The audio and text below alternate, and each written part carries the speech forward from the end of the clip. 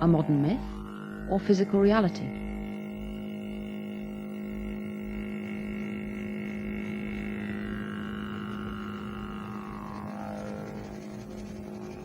The being had these very large black eyes, luminous, not luminous, I don't mean that, I mean they didn't shine, but they were shiny in the sense that they reflected light, big black, like they were balls of black liquid.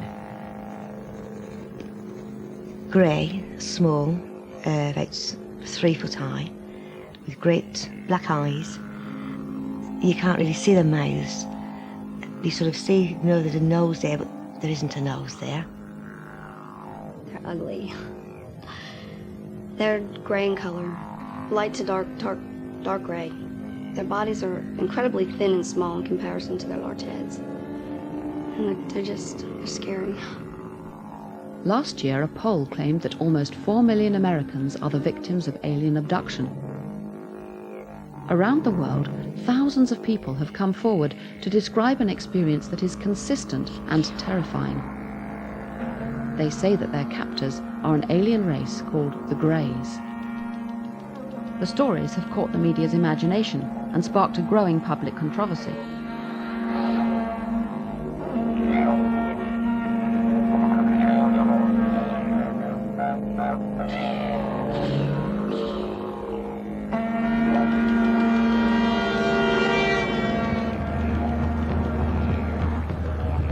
I went to the States to investigate the poll and alien abductions. I don't know quite what I expected to find. I didn't know much about the claims or what people had experienced. I've been investigating the paranormal for 20 years now. I've studied telepathy and clairvoyance, out-of-body and near-death experiences, ghosts and poltergeists, but in all that time I've never really found anything that convinced me there was anything paranormal going on.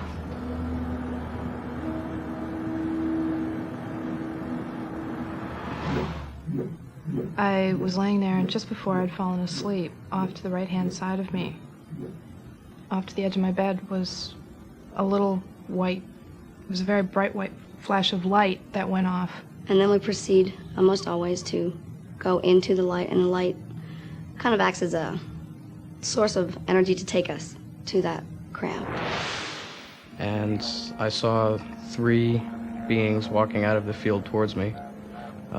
They were very frightening. They were kind of walking in lockstep. They were small gray creatures wearing like blue cloaks or robes. At that point, something caught my attention on the other side of the field, and I turned and I saw another being, which when I made eye contact with it, all the fear went away immediately. It was the most intense emotions that I've ever felt at any time in my life. No big speeches, hi, we're here to save you, or, you know, what, take me to your leader, or anything like that at all. It was just very rudimentary kind of thing you'd say to an animal at a veterinarian's. Don't worry, we're not going to hurt you. This will only take a little while. Relax, this is going to be over soon.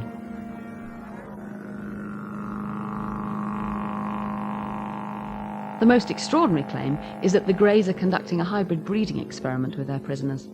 I immediately shut my eyes and thought, oh God, and I started getting very scared. And then the next thing that followed after that was that my legs were being spread apart. And then I really started to panic, and then the next thing I felt after that was this most incredible pain that I've ever felt in my life, and that felt like a bullet shot up into my uterus and hit the top of my uterus. And I screamed so hard. Sometimes you can see the fetus being removed and taken away to be put into the columns. Most times I just know it's happening, though from my vantage point on a table with my legs in the air, I can't see too awful much about what's going on or describe in detail how they do it. In like little glass boxes, I've seen these babies. Their bodies are very, very tiny. They look very thin and emaciated almost, and they're very quiet, and they don't move. And it's almost a very sad picture for some reason. And there's again the mist and the light and we just go out, follow the light, and then we're taken back and put exactly where we were when we left. If I was sitting up reading a book, I'm put back sitting up reading a book. I don't care for them much. I don't care for their intrusion in my family and my life. I don't like that at all. I don't like them at all.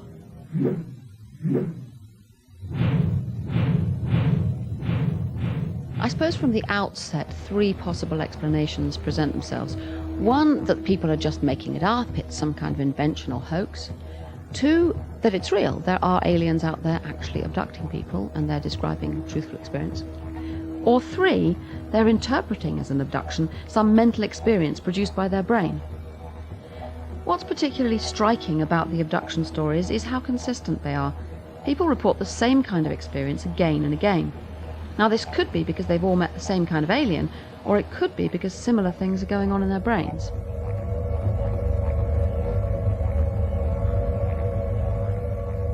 Bud Hopkins' book, Missing Time, was a key event. People who had periods of missing time, when they couldn't remember what had happened to them, began to go to therapists and asked to be hypnotized to see if they could find out what had happened. And lo and behold, lots of accounts of abduction experiences were recovered. Bud is one of the designers of the poll that made those extraordinary claims about nearly 4 million Americans being abductees. He's come across abductees from all walks of life. I have worked now with, I've had 7 psychiatrists come to me because of their own personal abduction experiences. I've had probably 10 or 12 police officers. I had a full colonel in the Army recently. I had a NASA scientist. I've had people who are prominent in show business and in just plain folk, children, adults, and so forth. People from all racial, ethnic backgrounds, virtually a cross-section. And these people are all very frightened, traumatized, confused, wondering, am I crazy? What's the matter? How can this be real? Hoping it isn't real. And there doesn't seem to be any particular pattern to the reason these people have been selected. How many people are we talking about altogether? Well, I have worked myself in total numbers with probably 450 or so abductees. That's in depth with these people over the years.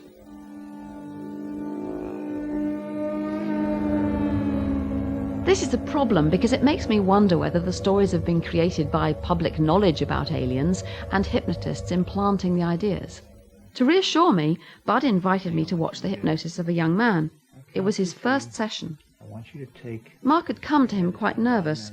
He'd had some experiences when he was a teenager, when he was asleep in bed, and he couldn't really remember what had happened. I think Mark was hoping that when he came to Bud, the hypnosis would bring back memories and perhaps help him to cope with it. Maybe it's just a vague sense, whether it's a big, stocky person or a medium-sized person, whether it's a child, whether it's a man or a woman, you might get some sense. So After 30 minutes of careful and gentle questions, Mark identified his tormentors. 2, you're about to open your eyelids just a tiny bit and look. 3, closing your eyelids. Yeah, it looks like one of them. What do you mean, one of them? In gray. So what do you think's going on? You're implying all the time this is real. The person actually went out there.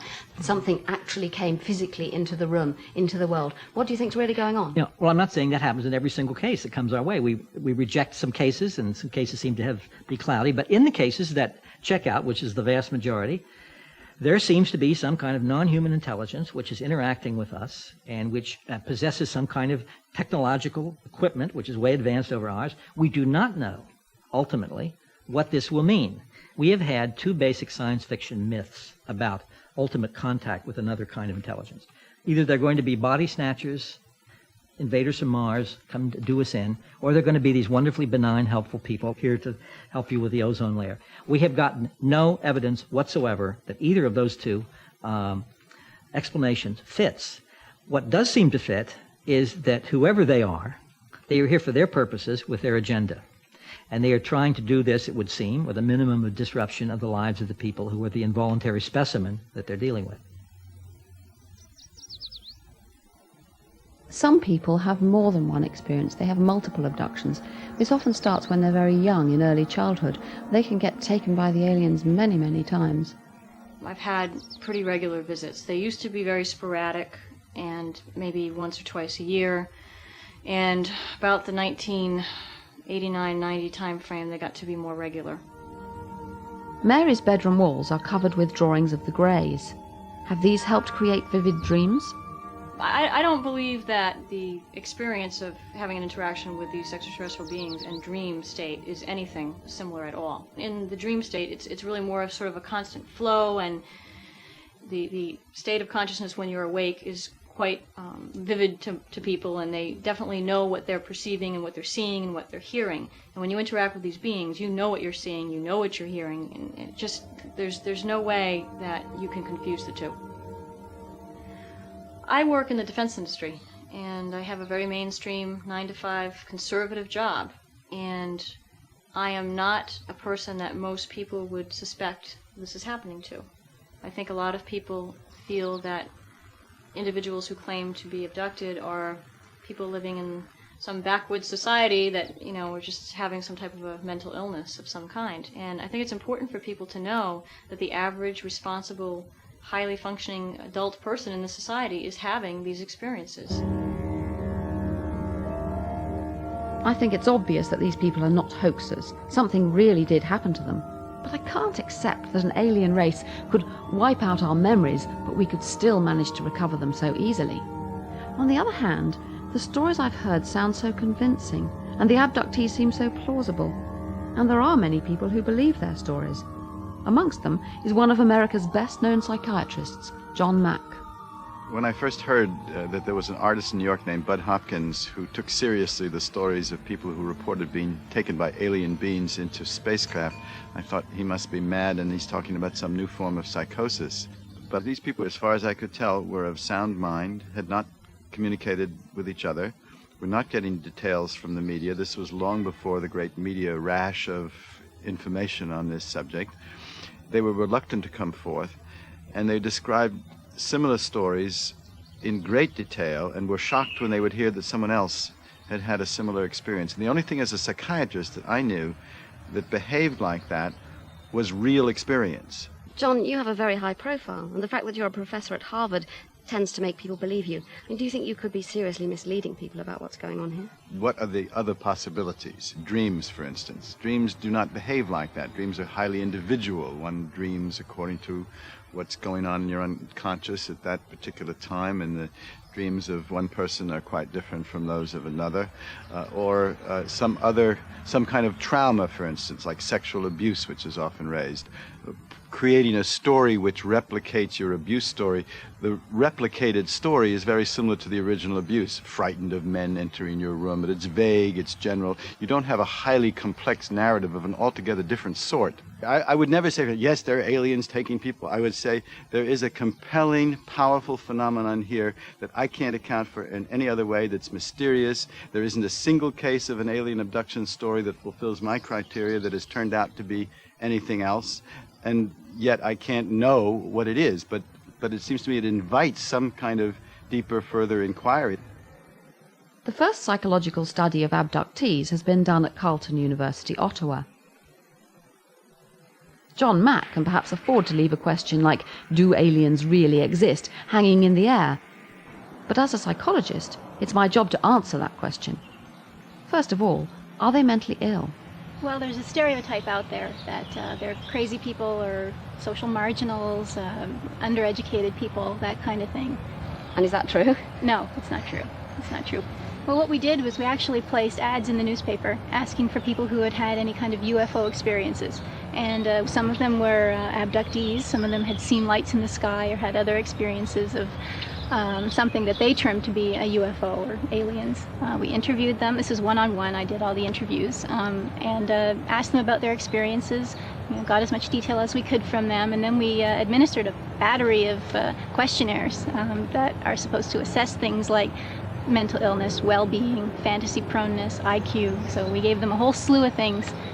We found that they went to university, intelligent people with children and families and lives. We did find differences on measures of fantasy proneness, imagery, that kind of thing. Does that lead you to think that those abduction experiences are just a question of fantasy? No. We're talking about normal people who have a relatively higher propensity for imagery and fantasy and that kind of thing.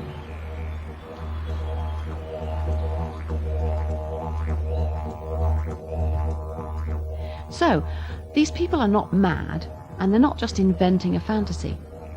But perhaps if something strange happens in their brain, they might be more able to invent a vivid story than the rest of us would. There's been a lot of criticism of researchers like Bud Hopkins and John Mack on the grounds that they could be implanting the stories in the abductees as false memories. It's quite possible by hypnotizing somebody, or even just by relaxing them or asking them the same question again and again, to get them to invent a story as though it was something from the past. And then, after that, they'll remember it as vividly as they remember things that really did happen.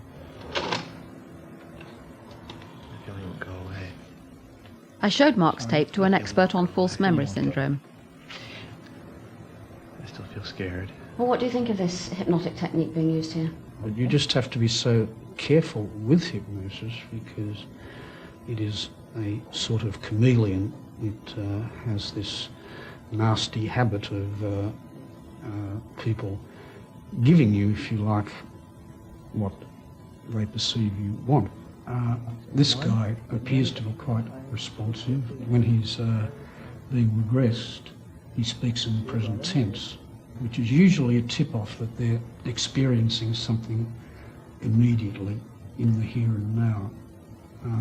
He's also, there's one point I thought that there might be something that's known as translogic, where he said he's going through the floor and that it's his parents' room, but it feels like his sister's room, and this sort of You mean the kind of incompatibility, a sort of logic that you couldn't have in waking sort of life? mixing fantasy and reality with no sense of there being any logical incongruity. You see the walls in the bed there? I see the walls in the bed, but I feel higher now than that. I must feel like I've gone through the ceiling. Mm-hmm. My own feeling is that most of the work has been done before hypnosis even started.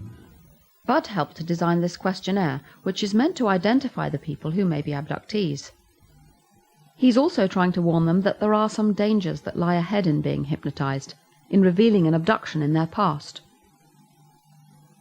Well, the questionnaire is a quite interesting one. For one thing, it has a number of items on it about the paranormal. Have you ever had a religious vision?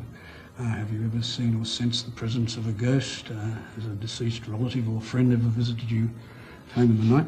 We know that there is a quite reasonably robust correlation between belief in the paranormal and the ability to be hypnotised. Having filled out the questionnaire, now I've given some preparation as to what to expect. And we're told, well, the UFO is very scary, and further, hypnosis is a very scary experience. But isn't that just a sort of kind warning so that they will not go into it unprepared? Well, it seems to be emphasising it a little bit more than we ordinarily do. Well, certainly. In fact, it says here, you may finally come to see yourself correctly as a much stronger person than before and as a survivor. So he's sort of setting it up that only brave bungee jumpers do hypnosis. And you mean if you're not prepared to go through with it? Well, it means you're a wimp. I feel like I'm not in control. Don't most of us believe that we can really tell the difference between our memories and our imagination? I guess most of us believe it, but in fact it's not necessarily what happens. The thing about memory that you've got to realise is that memory is not like a videotape recorder. It's constantly being reconstructed in the light of fresh inputs, and as you know, the event gets more and more distant in time, what you think may be a true memory of what happened may actually be a fantasy of what happened, or what somebody else told you that happened, and you've got to realise that you're using a very fallible technique, and it's one that does not guarantee biblical truth. We're going to go back. This is a very good example of how simple it is to create false memories. You only have to relax someone, and if they have the right expectations, it's very easy for them to invent all sorts of vivid experiences, especially if they're the sort of person who has good imagery in the first place. All kinds of paranormal experiences can be created. Marianne is not an abductee. She's being regressed to a previous incarnation, a prior life. Getting younger and younger. 2, 1, and 0. I didn't do very much. In fact, it's even more interesting in Marianne's case because she doesn't have this prior belief in the reality of prior life. It would be even easier with someone who comes in with a positive belief. In her case, I only know that she's a high hypnotizable subject, that she has very good imagery ability. She's able to become very much absorbed into the internal images that she creates. So I just give her the occasion to do so. I was falling. You were falling? I fell off a tree. You fell off a tree? Are you okay? Yeah, that scared the heck out of me. At first, when he mentioned that we were going back in time, everything goes kind of blank. Anyway, for me, it went kind of blank. And then it was like I was traveling very, very fast, like a small bullet. And how old are you? About 8. What's your name? Clifford. Clifford. Well, I was an 8-year-old boy, and I felt I was a bad little boy. And just at the moment when Jean-Roch said, okay, we're going to come back, I was starting to feel a little nauseated, and I think I was on my way to mischief. I don't know why. It was just a feeling that I had. And tell me, this may be a difficult question for a little boy of 8, but do you know what year it is? 1750 something. Okay. The memory that I have of this past life is just as vivid as my other memories, just as real. And I would even say, well, because it's fresh right now, it's very, very intense. There are many similarities between whether you're talking about ritual sexual abuse, creation, past life regressions like we did, or even extraterrestrial abductions and kidnappings.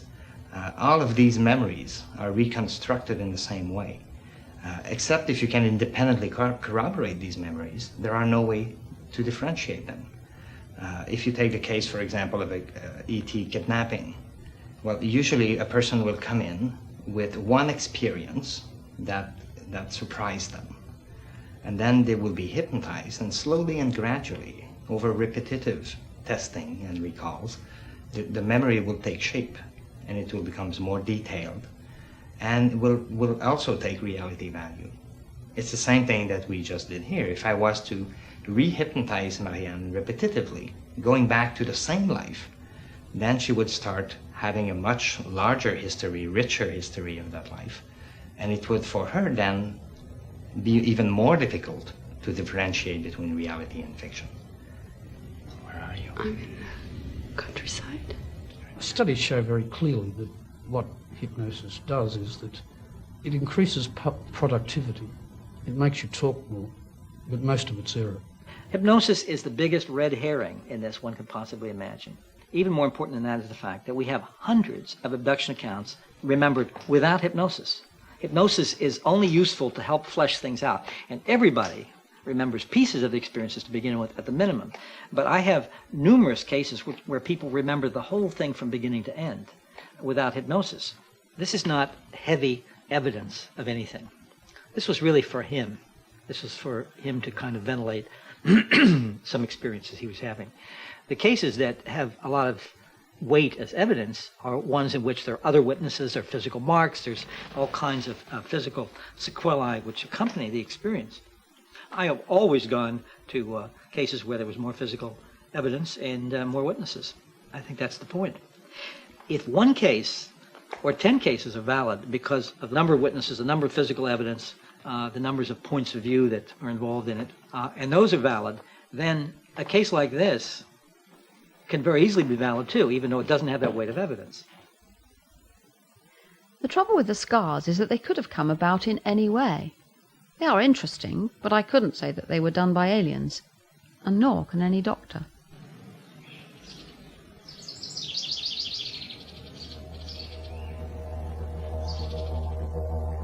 David Jacobs is author of a book containing the most detailed accounts of abduction experiences, and also a co-designer of the pole. People will describe an object being inserted by a needle-like device way up their nose. They hear a crunching sound as it passes the cartilage, goes all the way up, we think, towards the pituitary gland.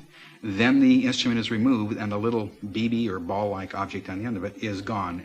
How come we haven't got any of those implants and can't see them? Well, of course, we've known about this for quite a while. We've come close, I must say, many times. We've had about 20 cases where people have sneezed these out or blown them out of their nose in some way. Each time they did not realize that they had been involved with the abduction phenomenon and thought they'd inhaled something and thrown it away or put it away for safekeeping, and over the years they got lost. In the CAT scans and MRIs that we have had, what will appear will be a little white, let's just say, density on the film surface. Now that density immediately goes into debate right away. It could be an artifact from space, it could be a calcium deposit, it could be anything. The only way you can find out for sure is actually operating and literally opening up their skull and looking at it. White spots on scans are not exceptionally rare. They're seen in many clinical cases. We do have other forms of physical evidence. One of the things that I first noticed years ago was that people were returning from these events with unusual stains on their clothes that seemed to make no sense. Stains on their underwear, on their night clothes, or whatever they were wearing to bed. We sort of know how they got these stains. Here are some of the stains. If you can see this here and this here. Yeah, this is an odd one here. Yes. So what do you think's happening? How are they getting these? Well, when they're laying on the table, sometimes these beings will use a solution on their body. We think for neurological testing. We're not exactly sure of that, but the evidence seems to suggest that. But the stains are unusual, and we've had them analyzed by a number of different laboratories now. And what you get is just sort of odd combinations of substances. There might be some nitrogen, there might be some sodium, there might be some, various different chemical substances, none of which prove that this is something alien, for example. And you don't think there's some way they could be trying to make their stories more plausible by going home and pouring cleaning solution or something? Well, I suppose that's always possible. The people who come to me are very, very sincere and very distressed and very worried about what's happening to them and worried about their families. And most of these people hope that wish it had never happened in the first place and hope that it never happens again. No objects of alien origin have ever been identified. The problem is that people want the evidence to be more convincing than it is. But everything you see and everything you hear is coloured by what you expect to be there. Listen to this tape.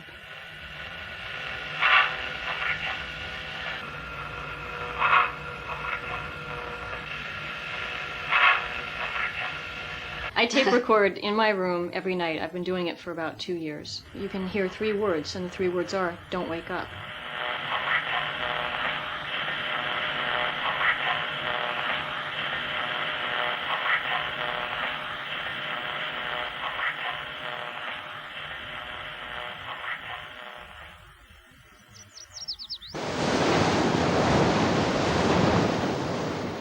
It would change things completely for me if there were convincing hard evidence, but there really isn't any solid corroboration. But what about the small number of abductees who don't need hypnosis or therapy? They wake with full recall of their experiences. I wonder if psychology can still explain this. Could the abductees be reinterpreting some other experience using cultural influences from the 20th century? Hardly anyone alive in North America now, or in most of Europe, can have failed to have seen science fiction movies, E.T., Close Encounters, all sorts of images of aliens. They're part of our culture. I've come across many other kinds of paranormal experience in which people have a strong story and detailed descriptions, such as when they come near death and go to heaven and describe green fields and brightly coloured flowers. But the strongest echoes I hear in the abductees' stories are of a familiar experience, sleep paralysis. This can happen not just when you're asleep, but when you're driving along, when you're exhausted or under stress or very tired. Bright lights can trigger it too. Sleep paralysis has happened to me. It's essential for dreaming that our bodily muscles are paralyzed so that we don't act out our dreams. Usually this happens when we're fast asleep, but just sometimes the mechanism goes wrong and we're still awake while the body's paralyzed. It's a terrifying experience. You're asleep, but you're awake. You're paralyzed and you don't know why. You feel as if you can't breathe, and sometimes there's a sense of presence, a feeling that there's someone there even if you can't see them. Surveys show that about a quarter of all people have had sleep paralysis, and of these, 85% had a sense of presence. But that presence is interpreted in different ways in different cultures. For example, the grey ghost appears in the jungles of Southeast Asia, and it's even travelled to the United States with the Hmong people, refugees from Laos. It's one of the reasons you know what kind of a thing it is. You cannot move at that time. You cannot even turn in, even move your hand or leg or body. Just come and press on your chest and tickle, and then sit on top of your body.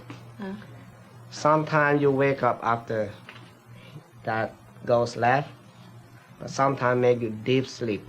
Do you have any idea why it picked on you? I have no idea. You've not done something terrible? No. And how many times has it happened to you altogether? I could not count when I was a young man in my country, but it happened to me in Philadelphia here. Does it still happen to you? Not about 5 years ago. Because I have the picture of Jesus Christ hang on the wall, and then since then never happened to me. In Newfoundland, Canada, the old hag appears as a dark, menacing figure and tries to strangle victims of sleep paralysis. People weren't a bit shy or embarrassed about the old hag. In fact, they were quite willing to talk about their experiences if you brought them a pint or two. At one time I saw an old woman with a black cape, and I don't know if that's just because I had heard that's what the old hag was. She sits on your chest and squashes you. She stops you breathing. Just whoosh, these two things came up in front of my face, and it was like a swirly black gray mass. It was all this weight, and just couldn't move, couldn't breathe, just couldn't do anything at all. Her victims are always paralyzed. And my mind is awake, and my body won't move. And I want to wake up, I want to scream. I try to scream, and nothing comes out. Nothing at all. Now, I can look around. Can you look around with your eyes? Oh, your eyes? Oh, my eyes are open, yes. Yeah. I've had the old mine hag. I've seen, like, my mother walk in the room and walk out. And I've had the old hag, and she has. And, yes, and she goes downstairs and, like, she'll yell to me, Fred, you know, supper is ready. I'm there like, yeah, sure it is, but bad time, Mom.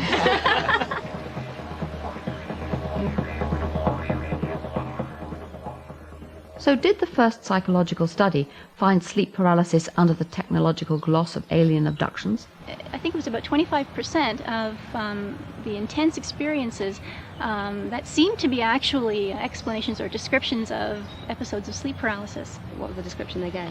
Well, typically that they were in their beds, woke up in the middle of the night, found they were unable to move, frequently described a feeling of being pushed down or held down by some unseen force. The standard description focused on the eyes as being very big, very dark. So what should I make of the poll? Conducted by the respected Roper organization, it was a telephone survey of 5,947 Americans and asked a range of questions supposed to identify potential abductees. The poll itself was well carried out, but what I don't understand is how you jump from a few simple questions that don't seem to be about abductions to the conclusion that someone has been abducted. Tell me what you think about the conclusions of the Roper poll. Well, the Roper poll has indicated to us that there are about 5 million Americans who have had experiences that are consistent with the experiences that abductees have had before they understood that they were involved with the abduction phenomenon, before they knew they were abductees. At the very least, it's told us that there's an awful lot of potential abductees out there, maybe even millions. Isn't there a danger that these are just perfectly normal experiences and that you're almost persuading people that they must have been abducted and causing panic and fear? Well, we know that the vast majority of people, that is maybe 80 to 85% of everybody, have never had any unusual experiences of the sort that I'm talking about at all. What is normal is not having these experiences, and we know that for an absolute fact. David Jacobs couldn't be more wrong. In fact, the majority of people have had some kind of unusual experience. I don't think the poll tells us anything specific about abductions at all. All the events described in it happen to people when they have sleep paralysis and other perfectly explicable experiences. But there's still something missing here. I can't quite see why there's this strong sense of feeling pulled from the body, of flying up into the spaceship, of being prodded by aliens. Sleep paralysis can get us so far, but I don't think it can explain the whole experience. It doesn't, for example, have the familiar journey, being taken out of the bedroom and far away. Nor does it have the sexual aspects, which are so common amongst abductees. But these do appear in ancient myths, such as the incubus and succubus, demons who come along in the night and have sexual intercourse with people against their will. Their purpose is to produce half-devil, half-human babies. The similarities with abductions are obvious. Then there are the fairy abduction myths, where people are taken away or babies replaced by changelings. Most people in our culture have probably heard of one or other of these stories, and hypnosis and relaxation are just the times when these deep tales are going to surface. I suspect there's a common experience underlying these myths and alien abductions. Again, it's to be found in the brain. Actually, this is my son, Jolien, and I can use him to demonstrate what might be an explanation of abduction experiences. Here, either side of the head, are the temporal lobes of the brain. Well known because in temporal lobe epileptics, this is where the focus is of the problem that they have. But what's less well known is that everybody has a lot of activity going on in these parts of the brain, which can induce experiences of floating and flying, mystical experiences, and so on. All the time, most of the brain is active, but parts being used at any time are more active than others, and each part of the brain consists of lots of cells, millions of cells in fact, interconnected. Some are exciting other cells, some are inhibiting others. It's very easy to see that activity here can be producing hallucinations and strange experiences, which might account for abduction experiences.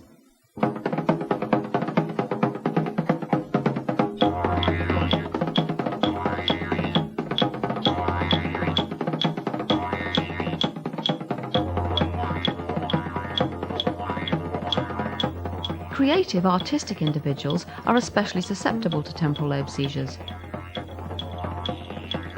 These misfirings can be common, but are normally very mild. They can happen without warning and are very hard to study. And so one scientist has resorted to an artificial means of creating them. The chamber of Professor Michael Persinger. Okay, I'm just going to put these on the back of your hand. In here, he has stimulated the temporal lobes of many volunteers, producing strange experiences. I was to be his next guinea pig. Is it too tight? No, that's fine. The helmet is a modified motorcycle helmet within which are embedded solenoids on both sides. The magnetic field is generated across the temporal parietal area. We can control the right hemisphere or the left hemisphere. This particular experiment will be both hemispheres stimulated. Effectively, the brain works on electromagnetic patterns. In the past, the experimental patterns have been really simple, and hence the effects have been almost non-existent. What we have done with computer technology is generate complicated fields that imitate what the brain does, so we can talk to the brain.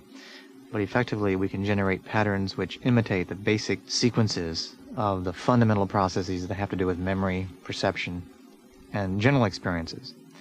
Do you mean that you could, at least in principle with a system like this, give someone a precise kind of hallucination?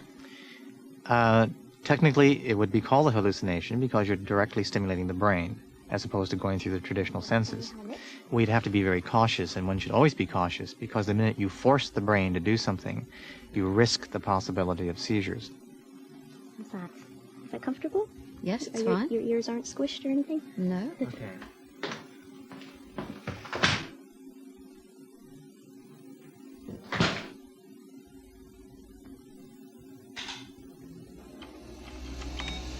The experiences that are generated experimentally are primarily the fragments of abduction-type experiences and mystical-type experiences, and even the beginning of some kinds of psychical or often near-death-like experiences. So pleasant vibrations, feeling being light, leaving the body, perhaps a sense of a presence. Also sensations that involve visual experiences, the feeling that it's a dream, but it's more intense than a dream. Very often the feelings of an altered reality, feeling that the self is detached from the body. And sometimes sexual arousal occurs, which is a very important feature because we find that many of these patterns are very much like the incubi And Sukubai reports of previous centuries where people felt a sexual arousal at the time when the entity was visiting them. Well, I didn't really fancy the idea of being molested by an apparition.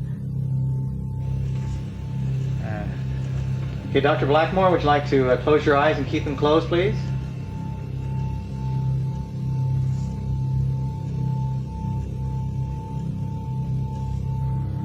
I'm rocking again. Oh, but this time it's a little different.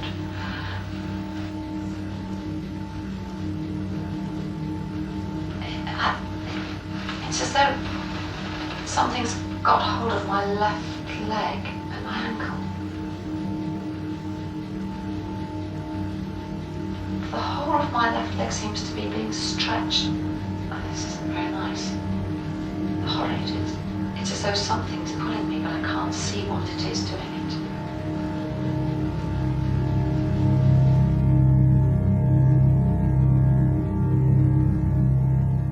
it. If somebody says that they've experienced a spiritual entity, but they're on a psychiatric ward, you're likely to say they're crazy. But if they have the exact experience and they're in a church pew, you're more likely to say it's real. The context determines your explanations for really mundane events. And I'm just floating again. I'm frightened. This is odd. I don't know what I'm frightened about. I feel really scared. Dr. Blackmore, I'm coming in now, okay?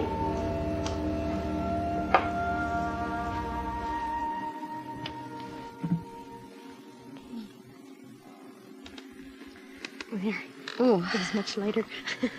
That was very interesting. In the first, or of course the time's a bit strange, but in the first few minutes, I was sort of thinking, well, is anything happening? And ought I to say anything? And then suddenly, it was perfectly obvious this wasn't, as I've normally been in rooms like this, and had interesting visual images. It wasn't like that at all. Persinger has come across some curious alien abduction cases that he suspects were really episodes of temporal lobe seizure, those linked to glowing balls of light, UFOs. Our data indicate that for some of the more well-known cases, such as Travis Walton, and some of the classic ones where there was a ball of light, either directly observed or recalled or other people saw it, and the person came close to the ball of light and suddenly they had a seizure-like effect where they were knocked unconscious or they had tingling sensations, yes, that's a direct impact on the brain. And very often when these individuals woke up, which they often did after a few minutes, sometimes 2 or 3 days, not that they were asleep, but they were amnesic, they experienced or reported an abduction scenario. In the late 1960s, I became interested in why certain kinds of phenomena are left out of science. Luminous phenomena were one of them, called UFOs. And so I began to look at about 4,000 or 5,000 of these events. So I codified them and put them on computer and began to determine if there were any kind of energetic sources that could explain these unusual things. My assumption was that it would require tremendous energy to produce these real oddities of the space-time fabric. Earthquakes was one candidate, at least the energy associated with earthquakes. And actually, I didn't do anything. I have to thank the computer, because when the analysis first came out, it became very clear that what were called luminous phenomena in the last century were highly correlated with earthquakes, and that these phenomena occurred weeks to months before earthquakes. When I applied the same formula to the contemporary setting, those phenomena were called UFOs, unidentified flying objects, most of them being luminous balls of light. Film shows the electrical discharges released when rock is crushed under pressure, an event likely to happen in the build-up to even minor earthquakes. Persinger suspects that these lights might also emit the electromagnetic waves that cause temporal lobe hallucinations. Apparitional phenomena preceding earthquakes are really quite common. The large earthquakes that have struck in Quebec and parts of British Columbia, there are a lot of historical data about, have reported apparitions, and very often it was framed in the beliefs at the time, i.e. the graves had opened up and the apparitions have come out. The correlation is there. We now know it's a natural process, but it's still an enigma with respect to what the mechanism is. Lights before tremors are frequently seen. Linking seismic events to UFOs and abductions seems far-fetched, but perhaps no stranger than the experience I had in Persinger's chamber, where he mimics natural misfirings of the brain. And going into that chamber made a big difference to me. It was as though the missing pieces came from there. The sense of anger and fear, of being pulled and manipulated by something I couldn't see. In this case, I knew it was produced by a simple change in the brain, but if that happened to me at home in bed, I would be desperate to find some explanation for it. I can even imagine that if I'd heard of alien abductions, I might wonder whether I was an abductee and seek out a therapist to find out. And no matter how careful the hypnotist is not to cue you, if you're able and willing to provide lots of details, you will, and you'll then remember those as though the events really happened.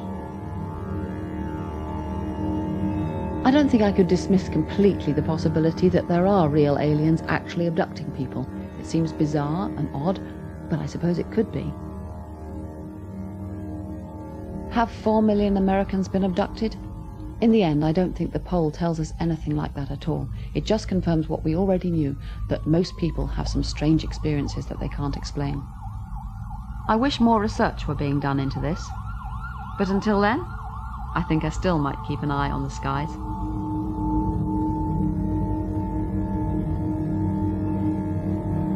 Right, I've got my alien invasion survival card. Look at the sky. That must be the moon. There's a cloud. Yes, got clouds. Oh, it'll even help me identify seagulls. But can I see a UFO? No. Can't see any UFOs yet. In case of abduction, remain where you are. Yes, I can manage that.